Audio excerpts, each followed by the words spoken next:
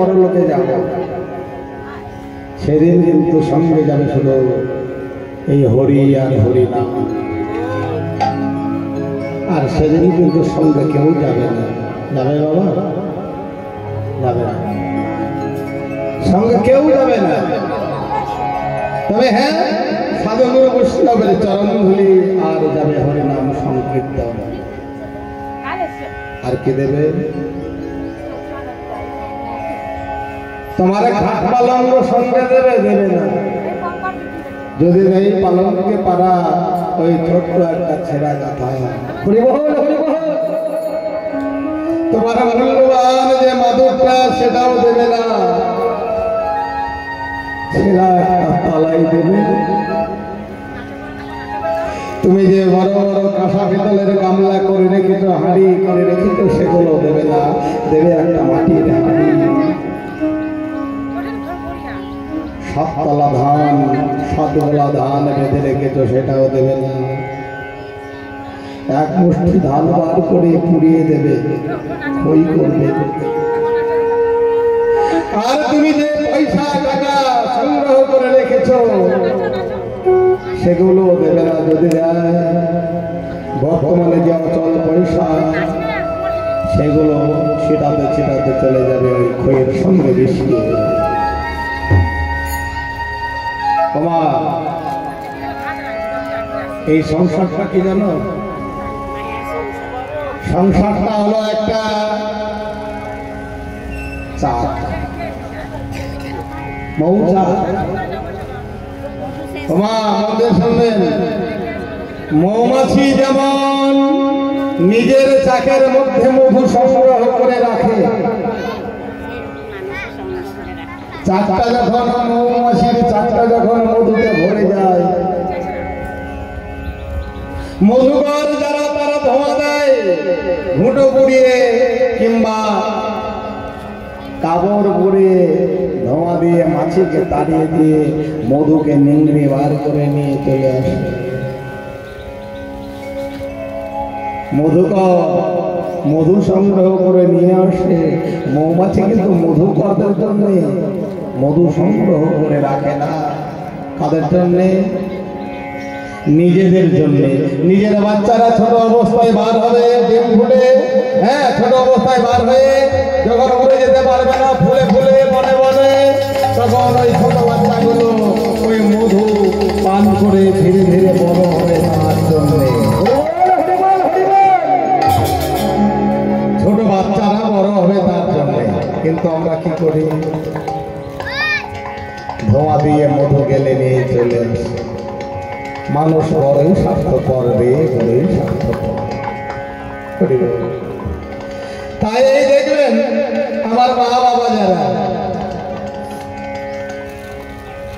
এই সংসার চাক, মা বাবারা স্বার্থপর লাগবে। এই সংসারটাও যেন একটা চাক, মৌমাছির চাক।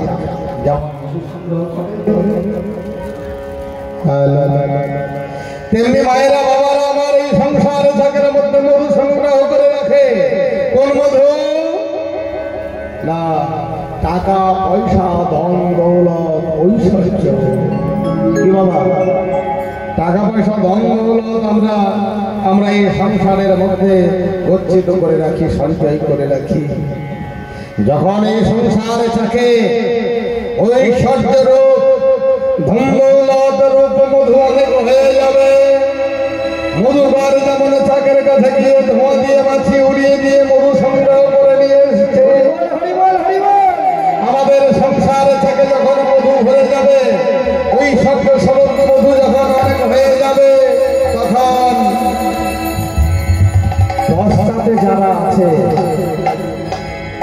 স্ত্রী পুত্র পরিবার পোতা পতি, এরা গিয়ে ধোঁয়া নয় জ্বালানো করবে, অত্যাচার করবে। মা তোমার কাছে যে পুঁজি পাত্তা আছে জোর করে ছিনিয়ে নেবে।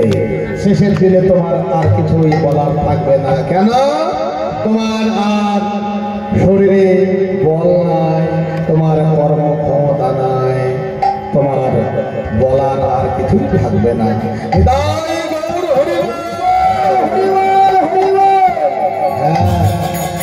আবার যদি কৃষ্ণ নাম মধুর সংগ্রহ করে রাখতে পারো, কৃষ্ণ নামের মধু যদি আমাদের এই হৃদয়ের মধ্যে সংসারের মাঝে যদি সংগ্রহ করে রাখতে পারি, তাহলে ওই কৃষ্ণ নামের মধু কেউ ছিনিয়ে নিতে পারবে না।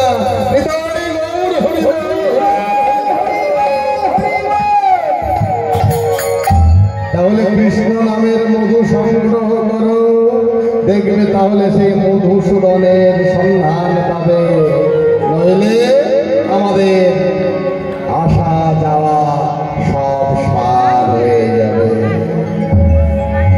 এই চতুর্বাবা দেহটা, এই নশ্বর দেহটা খেতে আপনি মরুভূমে চিতাই পুরনত যে ছাই আর ধোয়া তার মধ্যে মিশে থাকে। তাই আমার মহাজন বলল, ও তোর সোনার অঙ্গ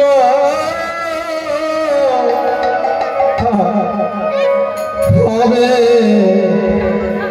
ভঙ্গরে,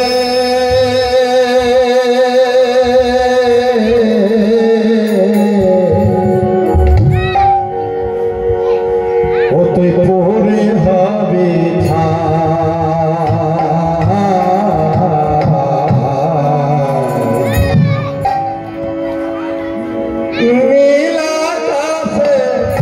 যাবি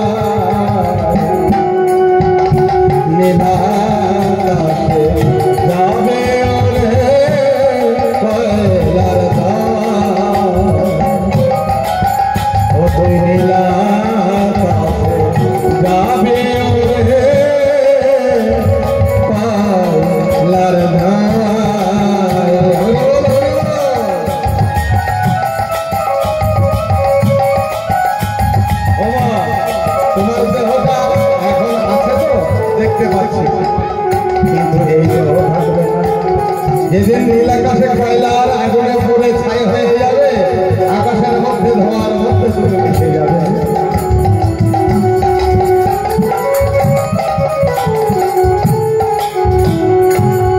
চাহবে আগুন হচ্ছে মারবে বারে আরে গেছে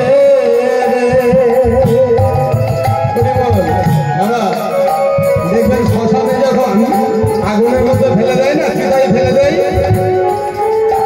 এই দেহটা কিন্তু অত সহজে পুরো ছাই হয় না। হয় কি বাবা?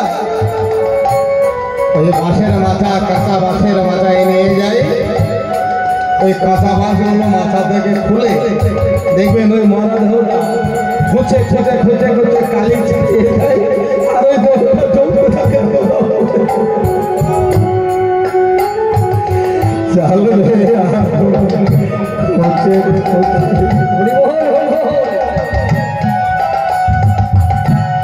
মারবে বাড়ি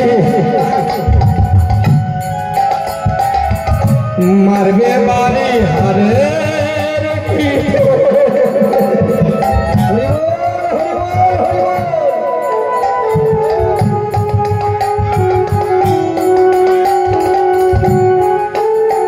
শিশুকালে যখন আমরা খেলা ধোলাই করতে গিয়েছিলাম, মা আমাদের ছুটে গিয়ে ছেলে পড়ে গিয়েছে বলে ছুটে গিয়ে যখন করে তুলে দিয়ে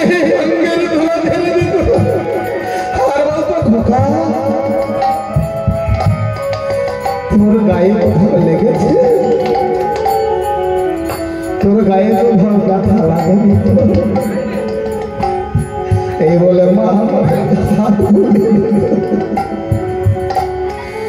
কিন্তু আজ শ্মশানে গিয়ে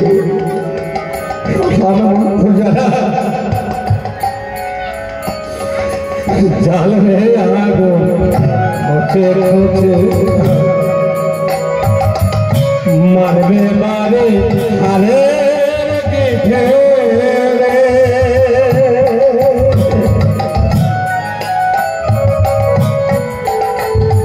গিঠে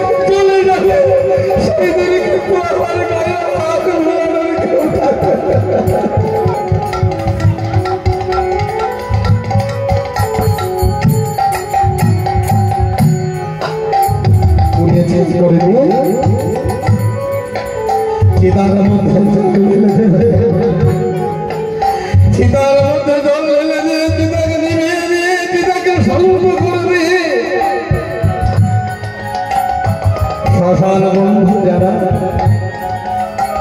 আমার সাথে জীবিত